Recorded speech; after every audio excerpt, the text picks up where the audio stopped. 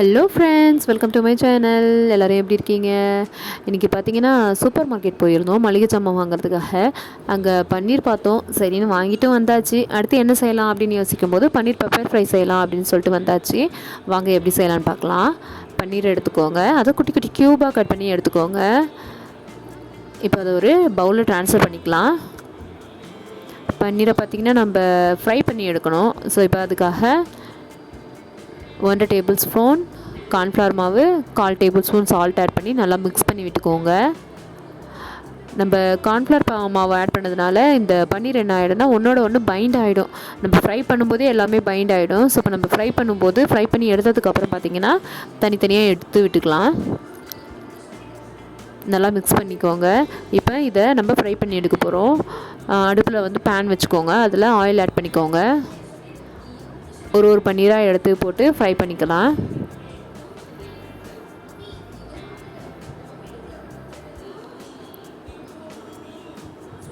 பன்னீர் வந்து நல்லா golden brown ஆகிற வரைக்கும் நல்லா ஃப்ரை பண்ணி எடுத்துக்கோங்க. பார்த்தீங்கன்னா தெரியும், எல்லாம் ஒன்றோட ஒன்று நல்லா பைண்ட் ஆகுது. பார்த்தீங்களா, ஃப்ரை ஆகிடுச்சு. இதை நம்ம எடுத்துக்கலாம் பிளேட்டில். இதே மாதிரி ரிமைனிங் இருக்க பன்னீரையும் ஃப்ரை பண்ணி எடுத்துக்கலாம்.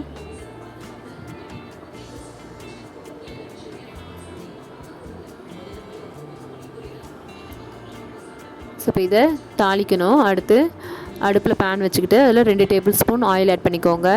3 கிராம்பு, 1 பட்டை, 2 ஏலக்காய், கொஞ்சம் சோம்பு ஆட் பண்ணிக்கோங்க. கொஞ்சம் கறிவேப்பிலை ஆட் பண்ணிக்கோங்க.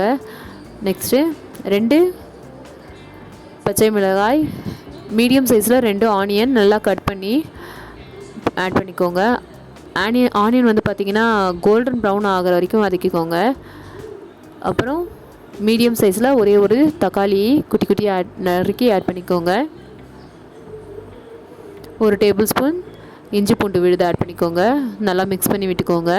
தக்காளி பார்த்திங்கன்னா நல்லா மசிகிற மாதிரி வெந்திருக்கணும். அது வரைக்கும் நல்லா மிக்ஸ் பண்ணி விட்டுக்கோங்க. பார்த்திங்கன்னா நல்லா மசிஞ்சு வந்திருக்கு. இப்போ மசாலா ஆட் பண்ணிக்கலாம். 1/4 டேபிள் ஸ்பூன் மஞ்சள் தூள், 1 டேபிள் ஸ்பூன் தனியாத்தூள், 1 டேபிள் ஸ்பூன் மிளகுத்தூள் ஆட் பண்ணிக்கோங்க.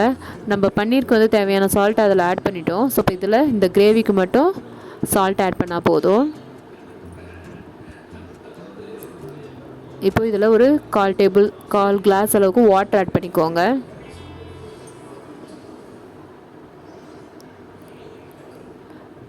வாட்டர் வந்து கொஞ்சம் ட்ரை ஆகணும். அது வரைக்கும் நல்லா அடுப்பை வந்துட்டு வேகமாகவே வச்சுக்கலாம்.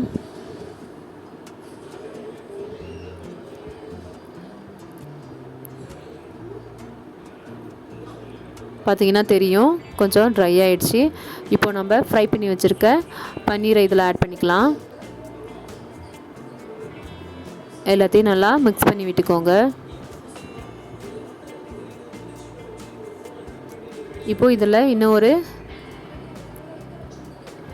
1/4 டேபிள் ஸ்பூன் அளவுக்கு மிளகுத்தூள் ஆட் பண்ணிக்கோங்க.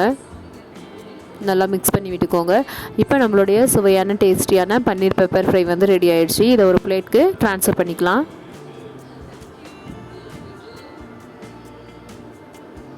நீங்களும் உங்கள் வீட்டில் இதை செஞ்சு பாருங்கள், எப்படி இருக்குன்னு சொல்லிட்டு கண்டிப்பாக கமெண்ட்ஸ் பண்ணுங்கள்.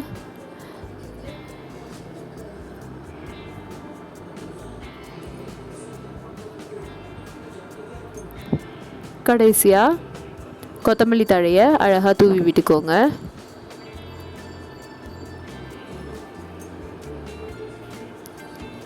என்னோடய வீடியோ பிடிச்சிருந்தா லைக் பண்ணுங்கள், ஷேர் பண்ணுங்கள், சப்ஸ்கிரைப் பண்ணுங்கள். மறக்காமல் பெல் பட்டனை கிளிக் பண்ணுங்கள். Thank you friends.